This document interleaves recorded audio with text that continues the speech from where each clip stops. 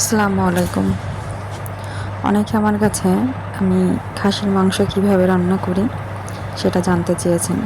গরুর মাংসটাও আমি সেমভাবেই রান্না করি, কিন্তু তারপরও খাসির মাংসে একটু অন্যভাবে রান্না করি, কারণ খাসি থেকে একটা খাসি গন্ধ বের হয়।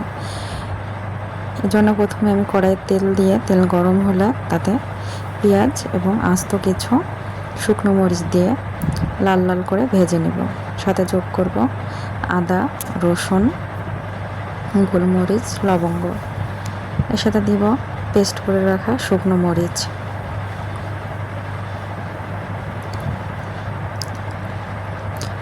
মশলাটা যাতে না পুড়ে যায় এই জন্য অল্প একটু গরম পানি অ্যাড করব।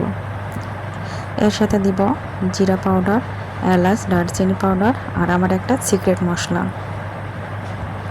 মশলাটা ভালো করে কষানো হয়ে গেলে যখন তেলটা উপরে উঠে আসবে তখন আমি আগে থেকে ধুয়ে পানি ঝরিয়ে রাখা মাংসটা দিয়ে দিব এবং মাংস দেওয়ার পরপরই আমি লবণটা দিয়ে দিই, এতে মাংসের ভিতরে লবণটা ভালোভাবে ঢুকতে পারে।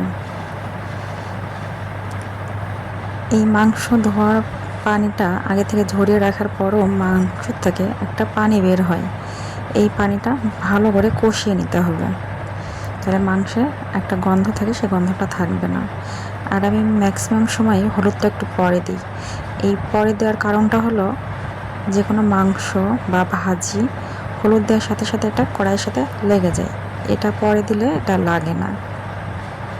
আপনি যে কোনো মাংস যত বেশি কষাবেন তার স্বাদটা তত বেশি বেড়ে যাবে এবং তা থেকে যে একটা গন্ধ বের হয় সেই গন্ধটা আর বের হবে না। দেখেন পানি বের হয়ে কেমন অর্ধেকটাই সিদ্ধ হয়ে গেছে।